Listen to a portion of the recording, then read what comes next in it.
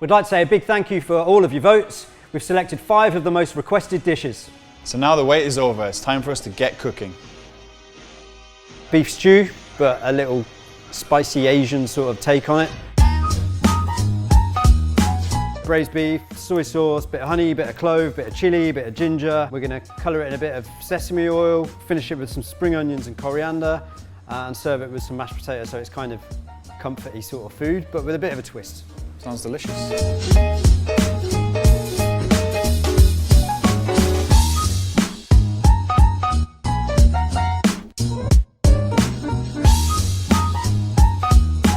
So preheat pan. I'm just going to put the oil in first. So it's just a blend of pomace oil and sesame oil.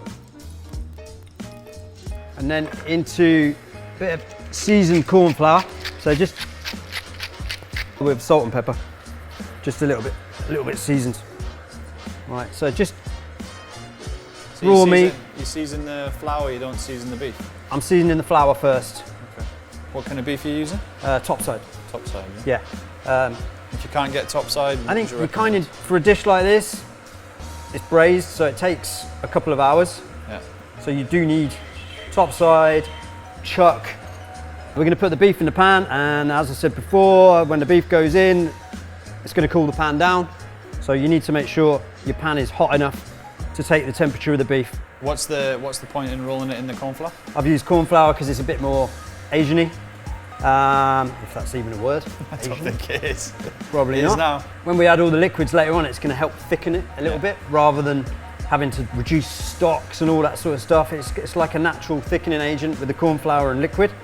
Okay, so that's all, nicely coated. Generally with raw meat, I use gloves.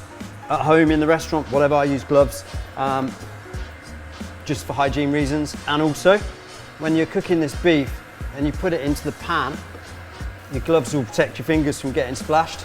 So just line them all up inside. So if you haven't got a deep pan, you could use like a normal frying pan would work. You could, yeah, but when you're braising, you generally need a deep pan. Yeah. You need a pan that's going to contain all your ingredients nicely. A little shake, just make sure they're not stuck, or always make sure the oil is underneath whatever you're putting in a pan. Meat, fish, anything like that, just make sure it's underneath. I'm just going to get the other ingredients ready. So we've got some onion, fresh ginger, fresh garlic, fresh chilies, some spices, star anise and cloves, some tomato paste, some honey and some soy, okay? And some lemongrass and bay leaves. So lots of aromatics, lots of flavors, very, very fragrant. Just gonna peel my onion.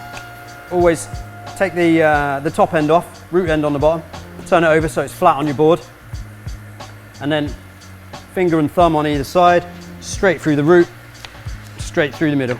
Always another tip as well, keep a little container on your work section for rubbish, onion shells, garlic shells, little bits of wrappers and things like that.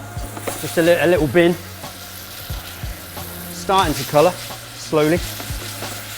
I just take the root off and go in at the angle. The root there is the strongest part, that's the bit that generally makes people cry. Just nicely flat side on the board. Yeah, it's definitely colouring. So what are you putting in now, more oil? Just a little bit more oil. Seems to, pan's dried out a little bit. You really want maximum colour on this to get the flavour. Because if you don't maximise the colour on it at the beginning, whenever you put your liquids in there, your stocks in there, it's just going to wash it off. So anything you're washing off, you're washing into the sauce, into the stock, you want that flavour there. But obviously if you burn it, it's bitter and it's ruined. So, okay, so just carrying on, slicing the onions. So I'm just gonna take a couple of cloves of garlic. You need to make sure it's all peeled. You don't want all the roots in there and stuff. It's still gonna be eaten, but you don't need to worry about messing around fine dicing. And people get scared of garlic, don't they? Big chunks, but yeah, but when it's going to be in there for a couple of hours. Yeah, it's going to braise down. You're not even going to know it's there. It'll just disappear, won't it? Yeah. Ginger. A thumb-sized piece of ginger is enough.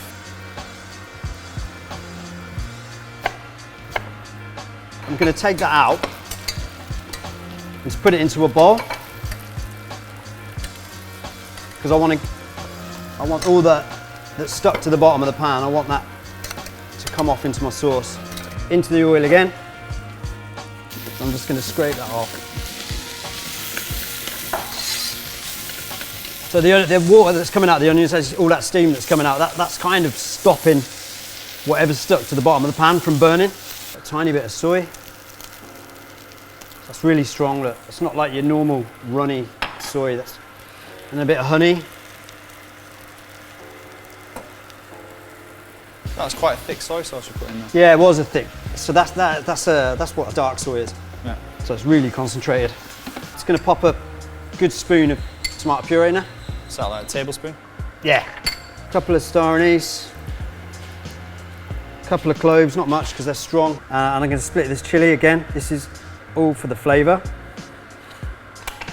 I'm just going to put that whole chilli in. Wow. Thick paste. I'm going to put the beef back in. Good pinch of salt. Get that mixed up. I'm just going to use some filtered water or bottled water and just pour that in. Give it a good stir, make sure it's all nicely mixed. Remember, it's going to cook for 2 hours, so if it looks liquidy now, in 2 hours it won't be. So, you know, don't think it's too runny or too wet, too liquidy, because it's going to take time. So I'm just going to break that lemongrass.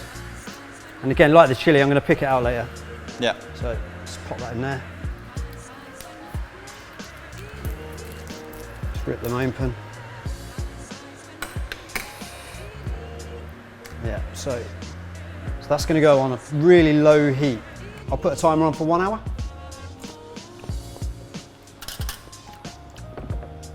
I think by the time it comes down, everything's going to like concentrate and strengthen, and then we'll have a nice glazed sauce for the beef. We're going to serve some mashed potato with the braised beef. This is how I do it at home, which I'm sure everybody can do. Just peel potatoes, just cut them into chunks, so in half again, and just pop them in seasoned water and boil them till they're soft. So when you say seasoned water? Salted. Good pinch of salt at the beginning. Okay, so just cover with cold water, bring it up to the boil. You can put a knife in. Nowhere near yet.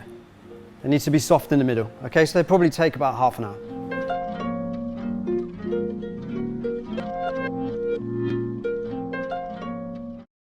Starting to break up now. I've left them on the side just to settle down in the water. I'm going to strain them off, leave them 5 minutes on no heat, and then drain them off, because otherwise they start absorbing the water if you leave them longer than 5 minutes. I'm going to put them back in the pan that I've cooked them in. So one pan wonder is the idea.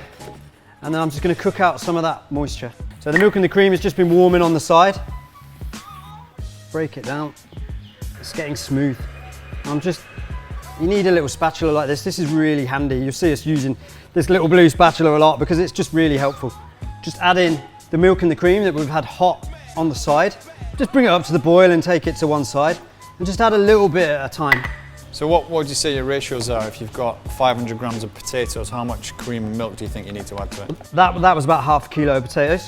And I've added, I would say, 200 ml of liquid. So 100 ml of milk, 100 ml of cream. We'll just have a little taste. Nice and smooth, spot on. So I'm just going to leave that to cool down on the side. As soon as the beef's ready, we'll just re-warm it up in the pan and serve it. Stew off.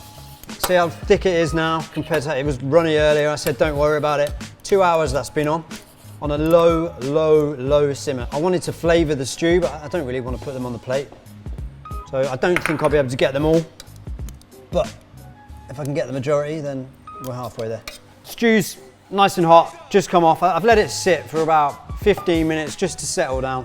So just give it a reheat, beat out the lumps again. And you should be able to see that you've got a really nice smooth potato there. Lovely. Spring onion, very roughly chopped these. Coriander, very roughly chopped. I'm going to transfer this into a bowl, warm my stew up again, straight in the middle, squeeze fingers.